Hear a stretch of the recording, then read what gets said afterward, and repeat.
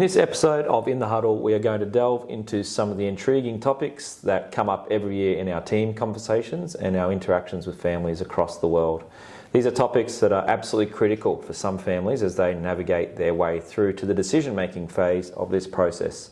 To help us, we welcome a special guest whose perspective is unique. She is US born and she split her life between living in Australia and the USA. She has an elite sporting background, particularly in soccer, and she's also the newest member of the Study and Play USA team. Welcome to In the Huddle, Claire Mulligan. Thanks for having me. Awesome to have you here. I'm looking forward to hearing your insights because I think from our off-air conversations, you have a really important perspective of this US college system that our listeners can benefit from. I think the thing I've learned already from talking with you is that the process of finding a suitable college differs for an Australian family perhaps, as opposed to a US family who have grown up in that environment. And I think it probably comes down to different cultures and different knowledge of the USA system, and there's far more variables that we can delve into as well. So I think, why don't we just start with telling us a little bit about the Claire Mulligan story so far. So I grew up in the United States, in California, and I am the daughter of an American and an Australian. I have a twin sister as well who also played elite level sport. I came to Australia when I was 18. And I've absolutely loved it ever since, and I'm very happy to be here. And yeah, so my story is that I went through the whole recruiting process, and I went through the whole soccer experience. I played elite level, talked to coaches myself, had coaches approach me, went through the process of deciding if I wanted to play college soccer, and ultimately, due to many different factors, majority being the fact that I really wanted to come to Australia, was why I actually decided to come to Australia and play soccer in Australia. So it was a very different experience than playing college soccer in America, but I wouldn't change a thing. It was amazing, and I'm really, really happy I did it. And I think in this podcast, you'll kind of hear differences between my thoughts about American sport versus Australian sport, and the similarities between what I've noticed for kids in the US versus kids in Australia. Yeah, I think I'm excited to sort of share that with people because there are a lot of differences. So I think just listening to you do that, really what you've experienced is quite the opposite to what we're doing, right? Trying to prepare student athletes to go to America, where you kind of did the same thing and went through a very similar process in reverse, coming out to Australia, which is very unusual. Not many Australians coming here not many Americans coming to Australia for university. So that's an interesting perspective to begin with. So yeah, what were you said that you don't regret coming down here, and obviously you've got a family connection to Australia. Was that the main reason you came to Australia, or were there other reasons? So the main reason I came, my parents met at the University of Queensland in the International House dormitory. Cool. So I wanted to do the same thing, and I have an Australian passport, so I wanted to be able to come and use that passport.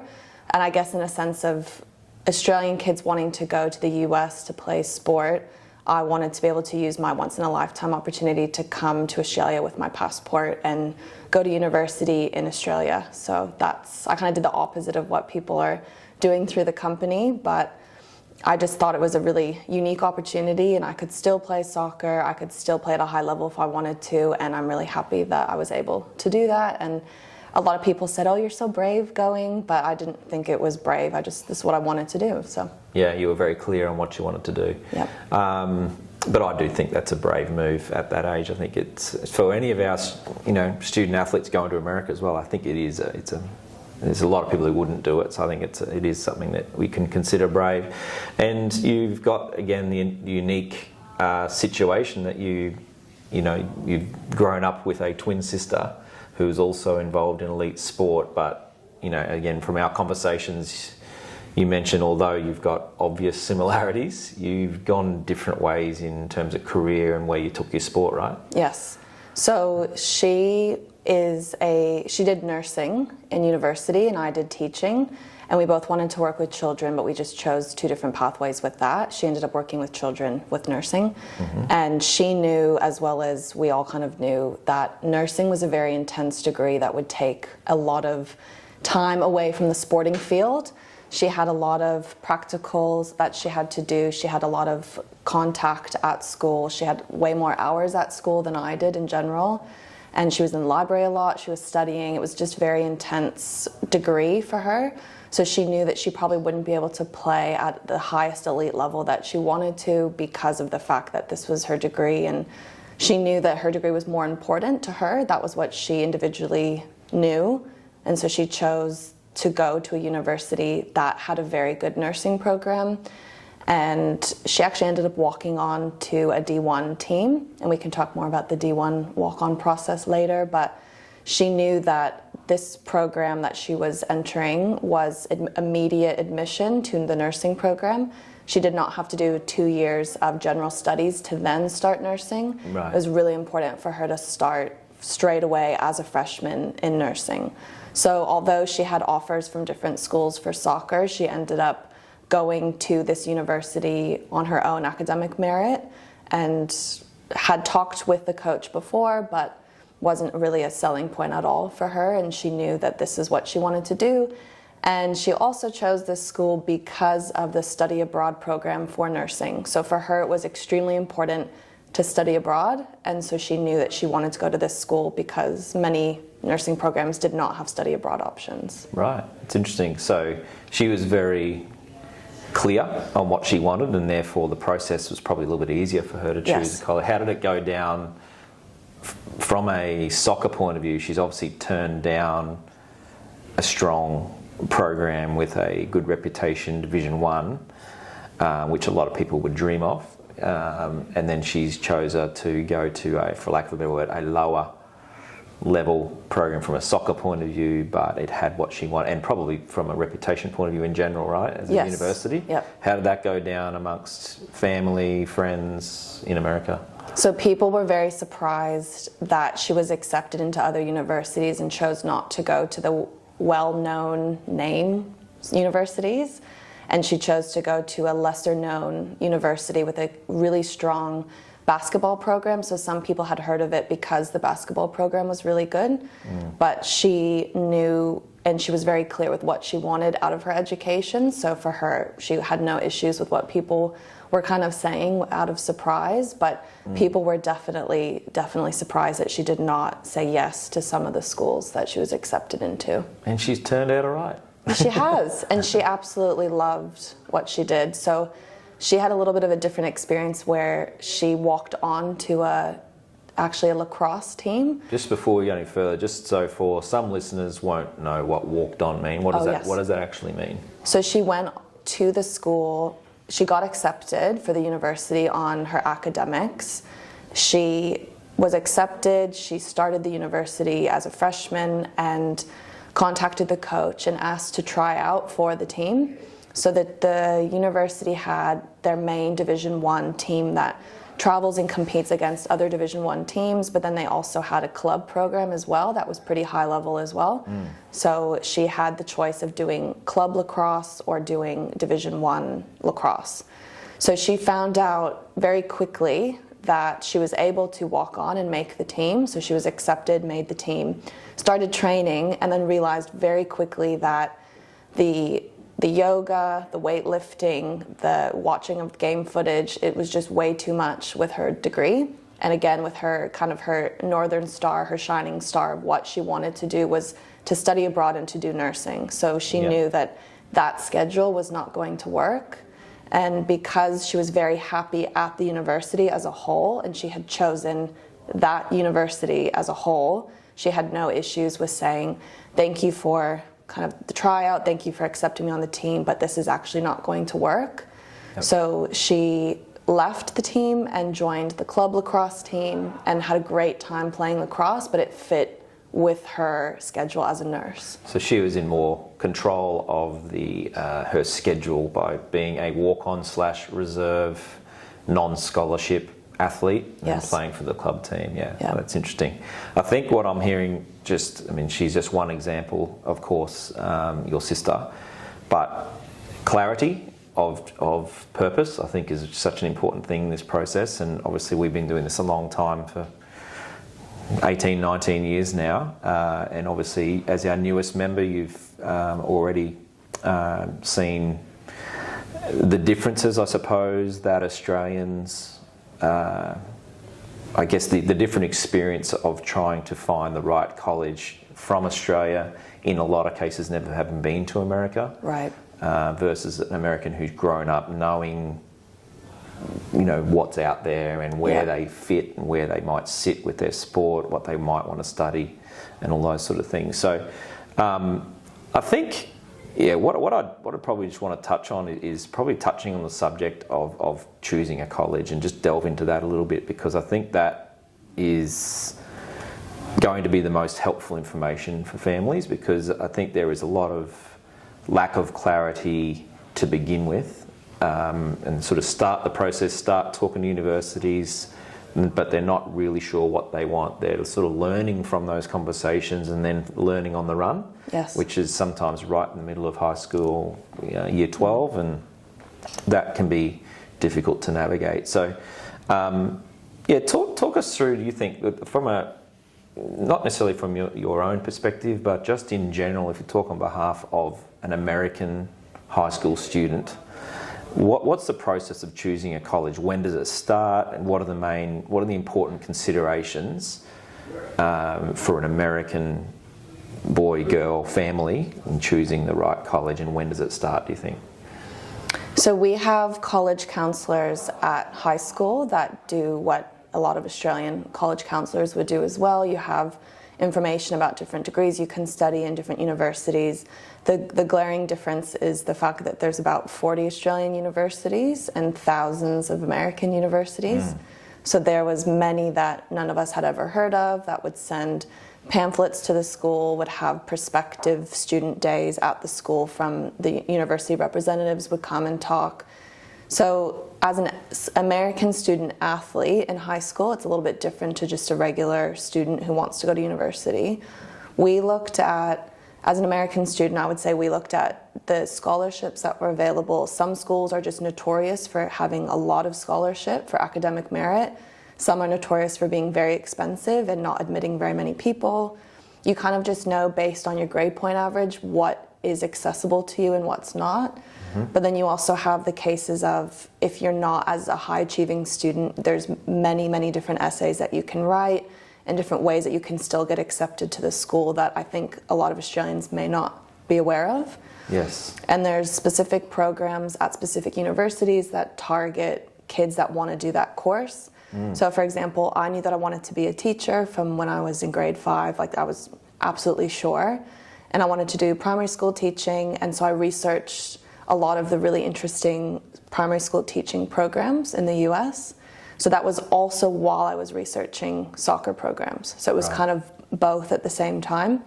And I ended up becoming really interested with immediate entrance into the classroom. So for me, it was important to have as much classroom experience as possible. Some universities you could not get into the classroom until your end of your sophomore year, beginning of your junior year, and I did not want that. I wanted to start straight away, and that was also kind of what I was very clear on. Yeah. So I think for me it was thinking about, in general, what kind of climate do I want to live in? In general, how big of a school do I want to go to?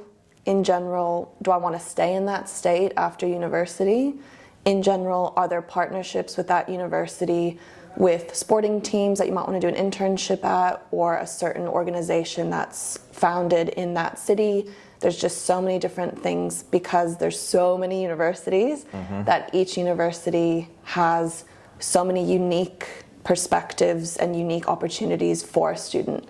So I think because there's only 40 here, you kind of know a lot about each university, but in in America, there's just thousands, and so you hardly know anything about most of them unless you do your research. Yeah, and so one thing I just took from that snippet there is, firstly, it's not a one-size-fits-all, even just within your degree. So there's a certain way I want to do my degree. I want to make sure I've got a high practical experience as a teacher in the classroom as soon as possible, versus university, who's going to make sure it's theoretical for the first bit. So even that itself, that to me, when you've got so many universities, you've got so much more choice and different ways you can mix and match. I just think that's a really big point of difference. And again, I'm not here saying, look, obviously our job is to help find the best fit for student athletes in America. So you could argue that we're quite biased towards the American system, but there's nothing wrong with the Australian university system. That's not what we're saying. It's just pointing out these differences, which I think can help when you're embarking on this process, just to be aware of. And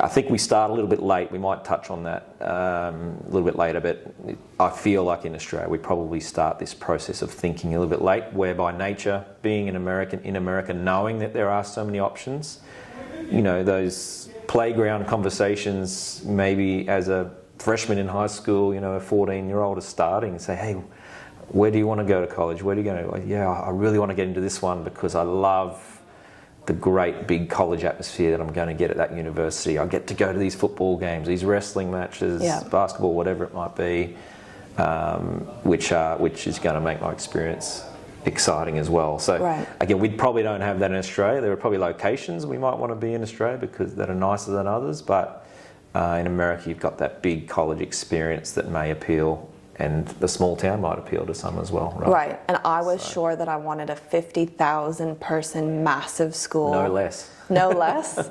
And I was very sure that I wanted a big sporting school. I wanted to not know everyone I walked past. I wanted a very massive, big experience. Yep. And then I ended up doing a road trip in my third year of high school, so junior year of high school, and I went on a big road trip with my family to look at universities as well, to talk to coaches. And my perspective completely changed. And I was recruited by a school in Oregon that was very small, and the coach was absolutely lovely and super nice, and he said to me, you would be a starter and you'd play every game, and was just kind of talking to me about that. And I had never really considered a school of that size. And then I went and visited and really liked it, and really liked the girls on the team, and that also kind of rocked my world a bit with what I thought that I wanted. Yes. So I think it's really, really important to have an open mind throughout the whole entire process. And some schools may be massive but have a really not so great degree that you're trying to do, or some really small school might have the most amazing engineering program and you've never heard of it, but then you start researching it and realize, wow, this engineering program is leaps and bounds ahead of this other school that is name recognized and that I actually really want to go to. So it's just amazing how many opportunities there are out there. Yeah, I think you've got the benefit of being in America, being able to see those. Not every Australian's going to go and do that and have those physical experiences. Which is why we encourage families to probably start a bit earlier and just make up for lost time a little bit that you can't have by being in America. So through the process.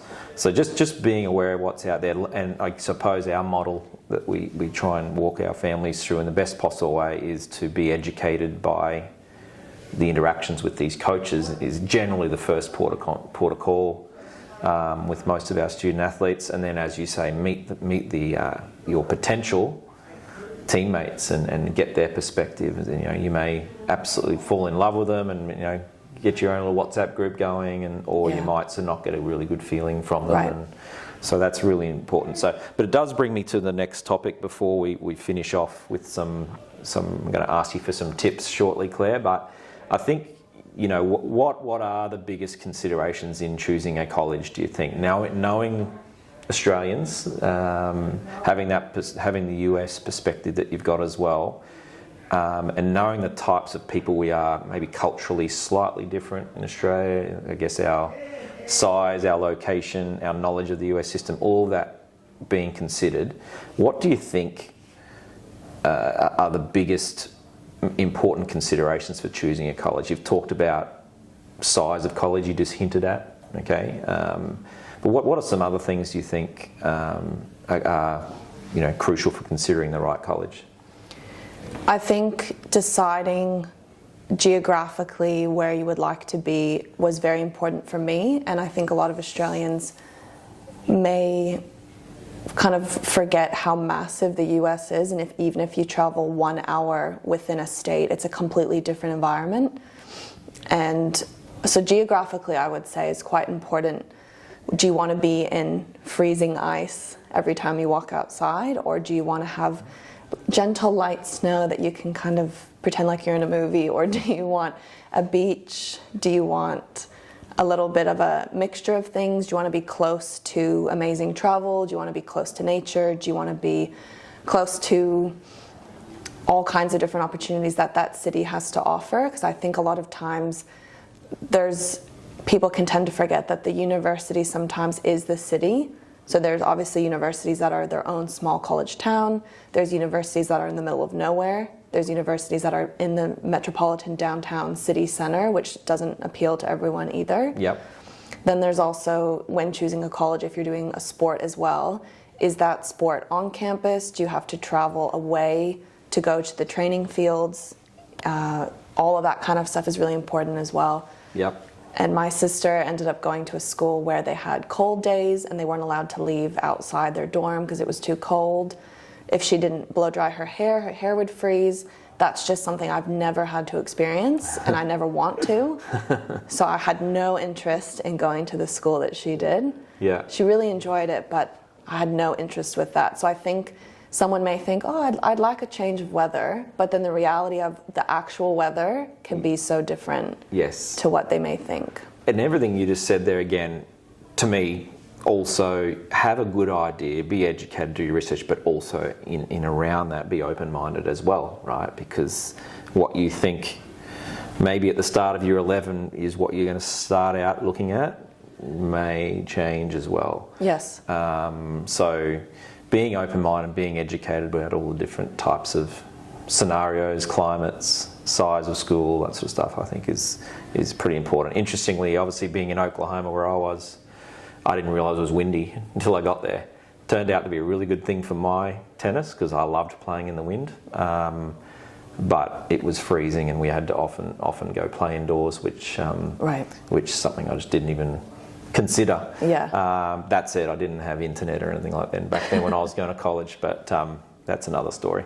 All right, so look, I think what you're saying, you're giving some really good advice here. In our experience, there are barriers and disadvantages sometimes for doing this process as an Australian. And there are things, if you look at it the other way, there are things that Australians can do to really avoid those and make sure they're maximising the outcome of their offers and obviously maximising their college experience when they do go over. So we might just finish off with some tips, I think. Look, we've talked again pre-podcast of 5 tips that we can discuss with families. Do you want to just walk us through those? And I'll obviously add my thoughts as well. But what do you think? Just give us top 5 tips for trying to maximise this experience for our Aussie kids. So one of the things that I think is the most important, which culturally I grew up with a lot of this, and I notice it's not as big here, is to have an outside independent person come and assess you. So a one-on-one training session or having someone come and watch your games and give you feedback. I think that's really invaluable, and I think that even if you're an individual sport versus a team sport, it's really important to know what you can work on and what you can do to get to the next level. And I think the earlier that you start with that, which is one of my other tips, is better. So say you're in grade 9 and you think, oh, I'd like to do this pathway. And then you think, okay, so this is my level now. Someone's going to come assess me in grade 9. I have all these goals to work towards. I can do it in my own backyard. I can do one-on-one sessions. I can practice it in a game and have this outside person come and watch me and then improve as time goes on. So maybe, technically speaking, you're maybe at like a junior college level in grade 9 or a little bit on the lower side, and you can improve substantially in 2 or 3 years to get to the level that you may want. Would you recommend that independent set of eyes potentially be a college coach or a retired college coach who knows the US system and what coaches look for, or would it more so just be a technical feedback specifically on your sport, or do you think it's better to have an American being that independent set of eyes, or It local? depends. I think it depends on who you get. So I've noticed that the Australian coaching system, at least for soccer, is substantially different to where I grew up. So I personally, if I was a grade 9 female soccer player in Australia, I would want a foreign coach to be watching me and to be assessing me. Doesn't necessarily have to be American, but just foreign. And I think that for me, just my experience, I would want a foreign person to be observing. So in that case, would it be just a case of putting a skills video together, sharing it if they weren't available physically to come and watch, and just asking for some feedback? Yeah, so you could even send footage, if you're in grade 9 or something, you could have your parents film and you could send footage to someone, like Study and Play could help you with finding someone to send it to. They could review it and send it back to you, or you could get someone in your city to come and have a look and give you feedback. I think the more feedback you get, the better. In general, from all kinds of different people. I think subjectiveness for team sports can be really hard. And that was something that I found that I forgot to touch on was when I was growing up, you would play against girls like, okay, this girl's going to Stanford and this girl's my age and she's going to Princeton. This girl my age is going to this college, and you know your level based on the fact that you're playing against them. So you kind of know where you're going to fit. So I can definitely see that it's a little bit potentially overwhelming for Australians that don't exactly know where they stack up. So to get that feedback from an outside body, I think is really important. It's no disregard to their regular coaches. It's just really good to have a separate set of eyes. Additional, exactly. Because I think particularly in soccer, correct me if I'm wrong, it's the style of play can differ from club to club, from coach to coach, country to country. You know, and there's a certain Australian way of playing probably as opposed to Spanish versus US, I'd imagine. So look, that's 2 tips. So getting an outside independent set of eyes for some really valuable feedback. You mentioned starting earlier this process, and I think I just wanted to touch on that too, just really quickly before we finish with the other 3 tips. The starting earlier is necessary for Aussies because this is an educational process in itself, finding out how am I going to choose. So in Australia, I think I would say from my experience and observation over many years that most Australian families start thinking about uni no earlier than year 11. Some will, obviously, but I would say most, maybe as late as year 12, start thinking about it. Now, given that you are trying to go to America not just to find a university, but you're trying to find a university that fits with your sport and your study. And who you are as a person. And who you are, exactly, and what you want, and what aligns with your goals, etc. You need time. So you need time to be educated. And the best way to be educated, obviously, the Study and Play USA staff, that's our job. But the best education also is learning from these coaches, and you can't learn from coaches unless they've seen some footage, and you've got to go through all that phase first. So starting early is important. I know, again, we've talked about this, but if you were to have a daughter who was in beginning high school here in Australia, Claire, as an example, how early is too early, for you, or not too early, but what is early? I would say if I was a parent that had a year 9 female soccer player, or any sport in grade 9, I would say start by signing up with Study and Play USA, not from a business perspective of me saying that to get more people to sign up. It's just that I was absolutely shocked in a really positive way at how many resources are available through Study and Play USA. Webinars, podcasts, all the access to the staff. There's just so much knowledge that you can get. And if you wait a bit, you can't really make up that time. So because the fee is a one-off fee that you're paying, you get that whole entire amount of knowledge throughout however early you start. So I would say if I had a daughter in grade 9 playing soccer, I would say, okay, even in PE, so we had lots of different marks that we had to hit to get certain grades for sport. So that kind of translates to, okay, if you want to play in the US college pathway system aim for these targets, and you know that you can achieve more scholarship money if you can achieve these targets. Yep. Especially for rowing, with the times for rowing, or with track and field, you have the times that you have to hit. Yep. It's just so beneficial to have the knowledge of what times or what markers you need to hit from an early age. Yep. So you don't get to grade 11 or 12 and go, oh my gosh, I only have 3 months to get my rowing time down by a minute. Yes. It's just stuff like that. The earlier you start, the better. You just have so much more time. Yeah, and the point you make there is that the US system, or the US athletes that are in that pool of potential student athletes that are potentially taking your spot, is they know this. They grow up with it. They know where they stand.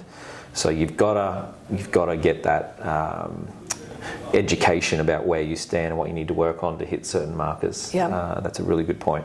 Okay, so look. A couple of other tips that you want to share with us, Claire? I know there's a couple that we discussed before. So we discussed as well, if you're lucky enough to know what you want to study, what course you want to study, you don't have to know, but if you do know, you can do your research on programs that you're really interested in. And I think the biggest misconception is that quote unquote big name schools have the best programs, and that's not always the case. There's some universities that people in America may have never heard of either that have very specific, really high level engineering programs or aerospace programs, and that's very specific to that university. And I think it's really important to research if you know what you want to do. Okay, case in point, your sister, right? Yes. And in terms of, like, a lot's made of the coach, and I suppose our position at Study and Play USA is the coach is an important factor in making a choice of college, but it's what you're looking for in a coach, I think, is the key, right? So do you want to just talk about, you know, the importance of the coach in your decision-making process?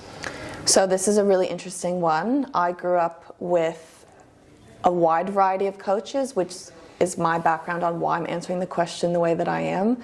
I grew up with very blunt, direct, foreign coaches who were pretty serious and a little bit intense, but were very, very good coaches. Usually professional players that have been injured and can't go back to playing, with assistant coaches that were managers and more of the nurturing side, and that's what I grew up with for many years. Nice blend of the two. A nice blend, yeah. So I did not expect my head coach to be the be-all, end-all of amazing coaching, amazing human being, amazing mentor, amazing support system, because I usually had a blend. Mm-hmm. And I would say as time went on, when I got older, I had all the technical skills. So then when I came across a team that was winning championships and was really enjoying being together as a team, where the coach was a lovely guy, so nice, great intentions, but just really not a good coach, I was happy to stay because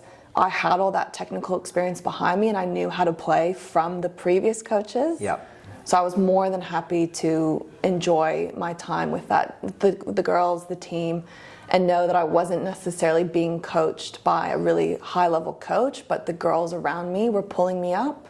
And I was playing with 18-year-olds when I was 14, and they were teaching me. So all that kind of stuff was I valued later. I think that it depends on the person. If they want a really high-level, intense coach their whole experience, then that's something for them to kind of reflect on. But because I had both experiences, I actually had both experiences as well when I moved to Australia. I had really high-level good coaches, and I had a really nice guy, not so great coach. Like, it's just same thing. I had the exact same thing again. Mm-hmm. And because I had that experience, I was happy to stay. I also, something for me to consider was I was injured a lot. So I had really bad knees when I was about 14, and I was wearing knee braces a lot, and I had foot problems. So fast forward, I have had 5 soccer surgeries, and I kind of knew that I wouldn't potentially always be healthy and able to play. So I also kind of knew that I wanted a team where that would be okay, that I wasn't competing for spots all the time because I couldn't actually compete because I was injured a lot.